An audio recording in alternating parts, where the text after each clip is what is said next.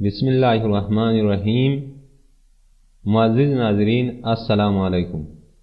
آج ہماری ویڈیو کا موضوع ہوگا نمرود کی دختر نے حضرت ابراہیم علیہ السلام پر ایمان کیسے لایا۔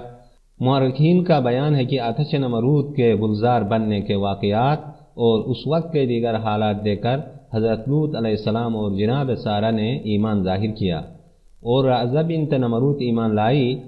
حضرت لوط علیہ السلام حضرت ابراہیم علیہ السلام کے چچا زاد بھائی تھے اور جناب سارہ چچا زاد بہن تھیں۔ رعزہ بنت نمرود کے ایمان لانے کے متعلق علامہ عبدالواحد بن محمد المفتی بحوالہ معارج النبوت لکھتے ہیں کہ رعزہ بنت نمرود بڑی زیرک اور ہوشیار لڑکی تھی۔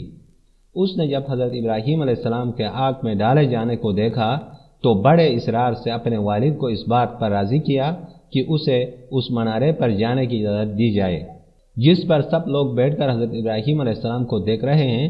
چنانچہ نمرود نے اجازت دے دی اور وہ اس منارہ پر جا پہنچی۔ وہاں پہنچ کر اس نے حالات دیکھے۔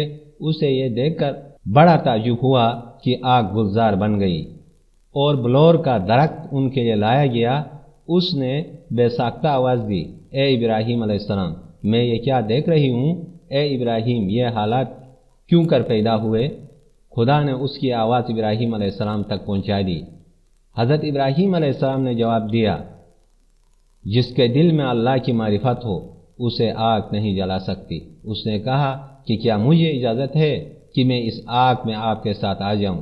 آپ نے فرمایا، لا الہ الا اللہ ابراہیم خلیل اللہ، تو کلمہ پڑھ لے تو ہمارے پاس آ سکتی ہو۔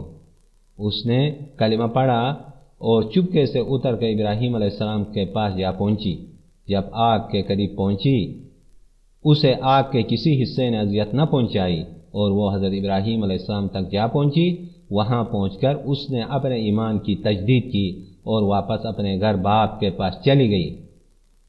نمرود کو جب ایمان لانے کا واقعہ معلوم ہوا، وہ آگ بگولا ہو گیا اور اپنی لڑکی سے کہنے لگا کہ توبہ کر۔ اس نے انکار کیا۔ پھر اس نے تخویف کی اور ڈرایا، مگر اس نے پرواہ نہ کی۔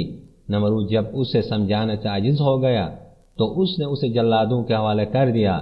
جلادوں نے اسے دھوپ میں لٹا کر اس کے ہاتھ پاؤں میں میخ ٹھونک دی۔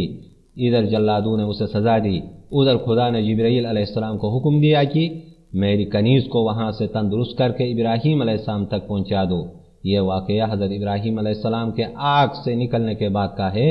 حضرت جبرائیل علیہ السلام نے رعزہ بنت نمرود کو حضرت ابراہیم علیہ السلام کی خدمت میں پہنچا دیا، چنانچہ وہ انہی کے پاس رہی۔ بلاخر انہوں نے اس کی شادی اپنے ایک فرزند مدین کے ساتھ کر دی، جو کہ سارہ و ہاجرہ کے علاوہ قطورہ بیوی سے تھا۔